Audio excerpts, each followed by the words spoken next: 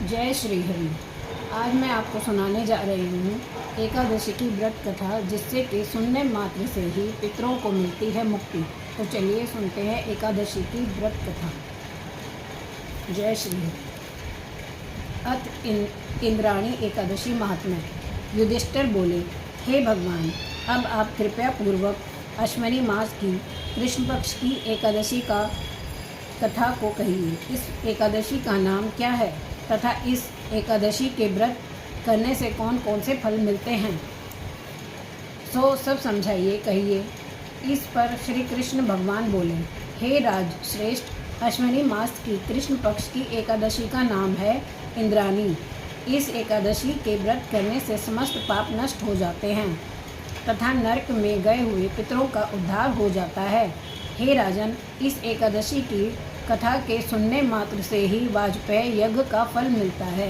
प्राचीन सतयुग में महिष्मती नाम की नगरी में इंद्रसेन नाम का प्रतापी राजा राज्य करता था।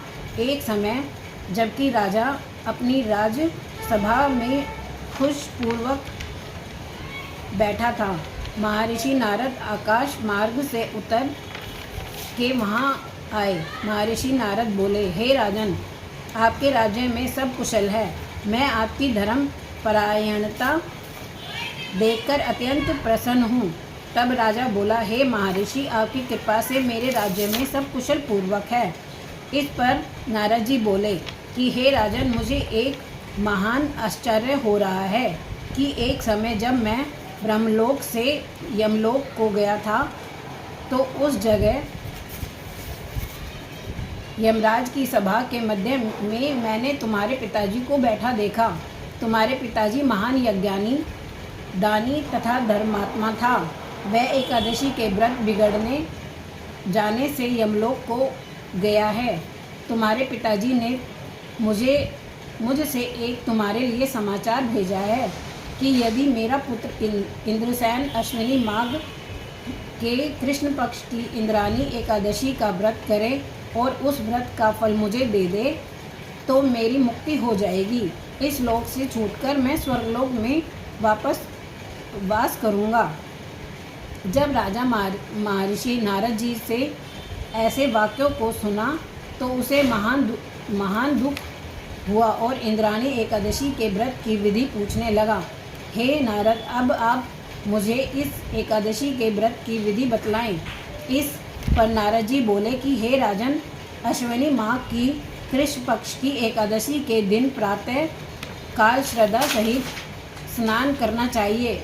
इसके पश्चात दोपहर में को भी स्नान करना चाहिए। उस समय जल से निकलकर श्रद्धापूर्वक पितरों का श्राद्ध करें और उस दिन एक समय भोजन करें और रात्रि को पृथ्वी पर शयन करें। इससे दूसरे दिन अर्थात एकादशी के दिन काल दातुन करें और स्नान करें। इसके पश्चात भक्ति पूर्वक व्रत को धारण करें और कहना चाहिए कि मैं आज से निराहार रहूँगा और समस्त भोगों को त्याग दूँगा। इसके पश्चात कल भोजन करूँगा। हे भगवान, आप मेरी रक्षा करने वाले हैं, आप मेरे व्रत को निभाइए। इस प्रकार आचरण करके दोपहर को शालिग्राम की मूर्ति का भोग लगाएं। भोजन में से कुछ हिस्से को गौ माता को दें और विष्णु भगवान जी की दूध, घी, नैवेद्य आदि से पूजा करें और रात्रि को जागरण करें। इसके उपरांत द्वादशी के दिन मौन होकर बंधु बांधुओं सहित भोजन करें। हे राजन, यही इंद्राणी एकादशी के व्रत की विधि है। हे राजन, यदि तुम आलस्य रहित होकर इस एकादशी के व्रत को करोगे तो तुम्हारे पिताजी अवश्य ही स्वर्ग को जाएंगे। महर्षि नारद राजा को जब उपदेश देकर अंतर्ध्यान हो गए तो राजा ने इंद्रा एकादशी के आने पर उसका विधि पूर्वक व्रत किया। बंधु बांधुओं सहित इस व्रत को करने से आकाश से पुष्पों की वर्षा हुई और राजा का पिता यमलोक से गरुड़ पर चढ़कर स्वर्ग को गया। राजा इंद्रसेन भी एकादशी के व्रत से प्रभाव से इस लोक में सुख भोग कर अंत में स्वर्गलोक को गया। श्री कृष्ण भगवान कहने लगे कि हे धर्मराज युधिष्ठिर, यह मैंने तुम्हारे सामने इंद्राणी एकादशी का महात्म्य वर्णन किया है। इस कथा के पढ़ने व सुनने मात्र से ही समस्त पाप नष्ट हो जाते हैं और अंत में स्वर्गलोक में जाकर वापस वास करते हैं।